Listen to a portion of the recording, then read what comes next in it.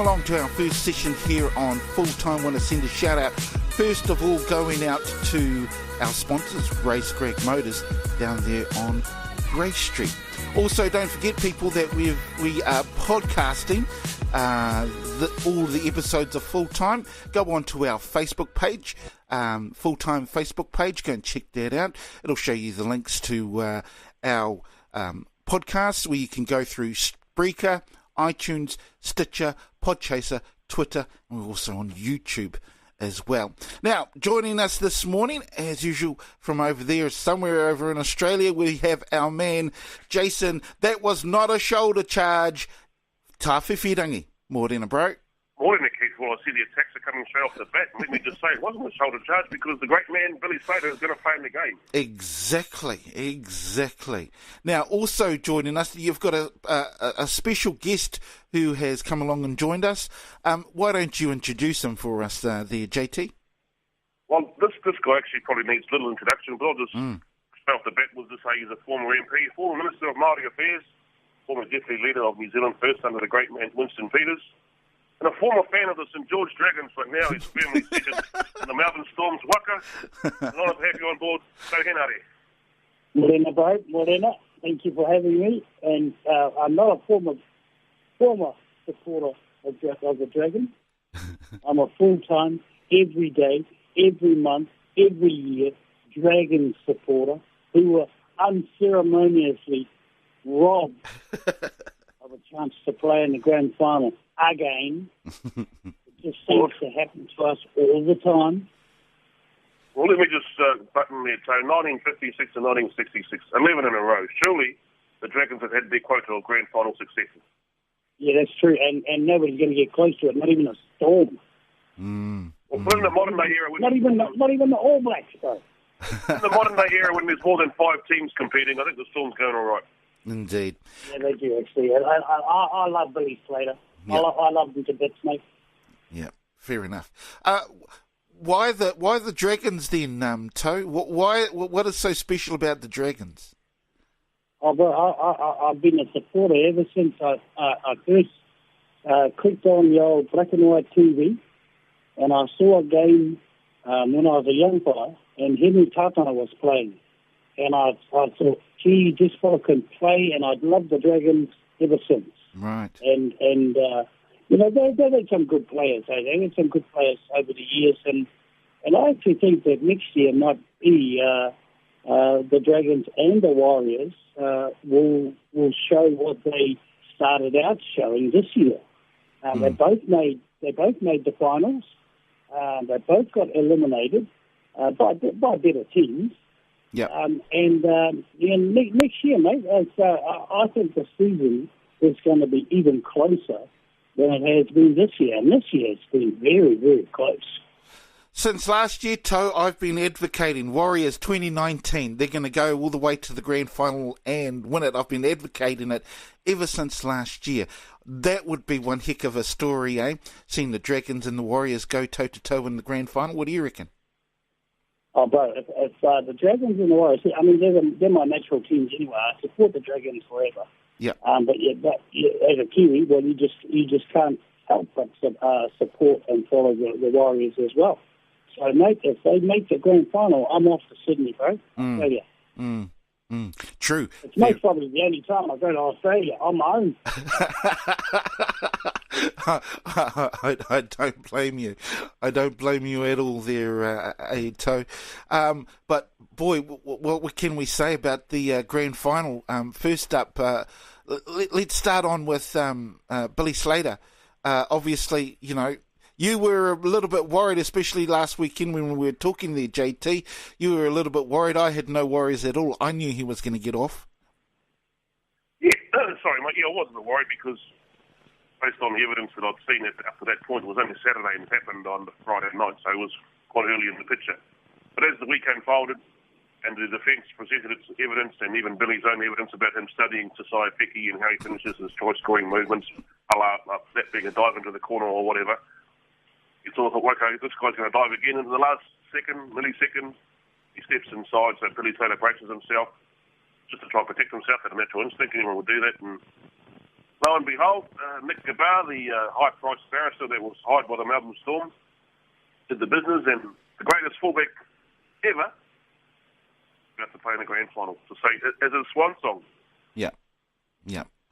I knew he would. They would make it, and I think even our main man that usually joins us, we knew he'd get off. I mean, I was absolutely adamant that he was going to get off there.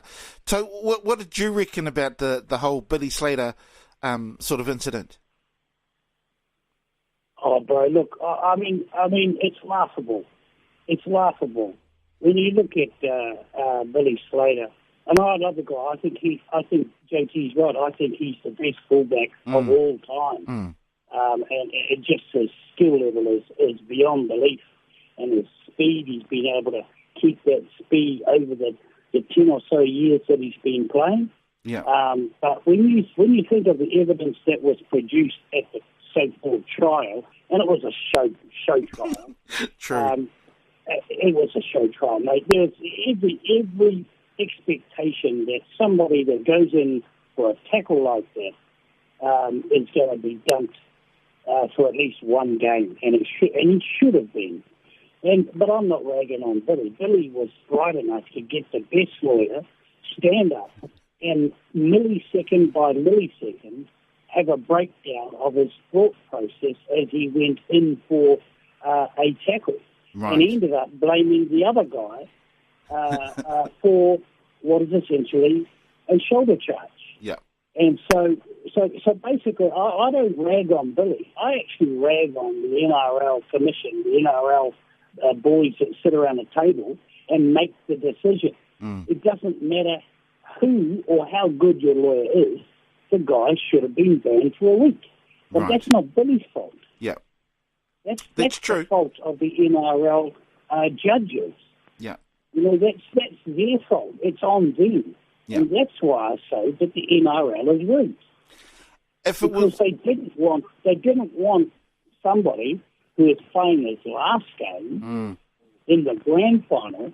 It would have taken away so much from the game. As it is, I think the game will be fantastic anyway. Yes. And watch out for Latrell Mitchell. He's a star in the making. He is. I just think he's an amazing player, and he's just got to keep his hands in his pocket, really, or stop doing stupid things. Yeah. But he'll learn. He's young, and he'll end up in 10 years a bit like Billy Slater. If it was anyone else, it would be a different story, do you reckon? Oh, look, all you need to do is have a look at Isaac Luke when he played for the Rabbitohs just before the grand final that they actually won. Yeah. And he was banned for a week. Yes. And for something that was less offensive than the shoulder charge from Billy. Look, if you're Billy Slater, and if you've got a charge like that, 100% good on him for getting off. He wanted to play, and he went to the wall to try and play, and he won. So big ups to Billy. Yep, true that. As well as that particular game, he was just unreal. I think he scored 2 tries. He scored 2 tries, saved a try as well there, two-way AJT. Yeah, I think he ran for close to a couple of 100 metres as well. So, mate, would have been a big loss, but, we had young Jerome Hughes waiting in the wings if need be. I think the bigger loss for the weekend is definitely going to be Cooper Cronk. I don't think he'll start. He might come off the bench, but I don't think he's going to be 100%. Right. Which could be a very strong Crucial. determining factor in which way this game goes. Yeah, I think you're right, JT. But I got a sneaky suspicion that Coops will play, and I think he'll be in the starting lineup. I think that they'll do everything in their power to pump him full of steroids or whatever, to make sure that he can't even feel his left side.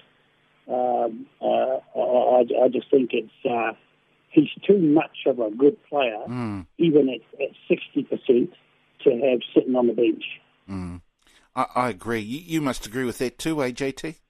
Oh, look, I hope he does play for the sake of the game, and I've got nothing more than the Melbourne Storm to beat the Roosters in the grand final, to stick it right up Cooper Cronk, the traitor. all about whānau, bro. It's all about whānau. No. He dissed the whānau. He walked out on us. You're no longer whānau. You've been excommunicated. See you later, pal. Oh, come on. That's too harsh, bro. Yeah, but a hard man. You're a bit of a hard right, man. Though, an interesting point on Latrell Mitchell. He could be the make or break in that back line. They're pretty much even across the board. State of Tedesco, Vunivalu Tupou rather, Scott and Joseph Manu, Adokar, Ferguson. But if we hark back to State of Origin, Latrell Mitchell was all over Will Chambers. So Will Chambers will need to lift his game quite considerably, I think, if he's going to keep Latrell Mitchell quiet tomorrow.